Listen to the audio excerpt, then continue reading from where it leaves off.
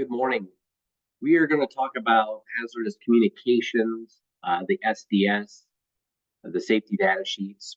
This is a required annual training for OSHA, and there's some really important things that I would like to go over here as it relates to the safety data sheet. So you need to know what you're being exposed to for the chemicals that we use. We'll look at the SDS sheet for Blue Monster, the pipe thread adhesive, and an overall general view of the safety data sheet. So we have a hazardous communications program. It's kept on the KPA's version of the risk management center that we get through our insurance broker. And so all the data sheets that we have are kept there. I keep them on my computer too, to be able to provide you with the access that you need. And you look at, here's a list of it. I'll show you it live here in a second, to be able to know what is actually in there. The first aid precaution: if you get it on your hands, if you get it on your face, what do you do? Who can you call?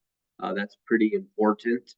And so kerosene here specifically, the safety data sheet, it identifies the product name, it classifies it, it gives you some pictograms, it catches fire, there is a respiratory issue, there's precautionary statements, and it does cause some harm to the environment. The safety data sheets we used to back in the day, keep them in these notebooks. Now we keep them online electronically. So we can email them to your phones, to your tablets. All of those things are really important for you to have. The hazard statements here on the safety data sheets may cause genetic defects. This is kerosene again. May cause cancer.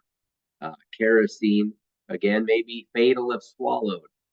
Flammable liquid and vapor. So there's some first aid measures. If you get some on there, make sure you're rinsing your hands.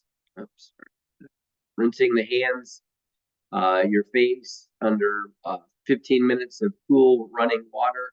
You want to wash it off immediately and use plenty of soap. If you ingest it, you do not want to induce vomiting. I know we're just talking about one particular chemical, but there is definitely quite a bit of exposure that we have to different chemicals, and I believe I have the list of all of them. So it provides some engineering measures, what we can do on the safety side of life. Where we keep these all now is on the Risk Management Center.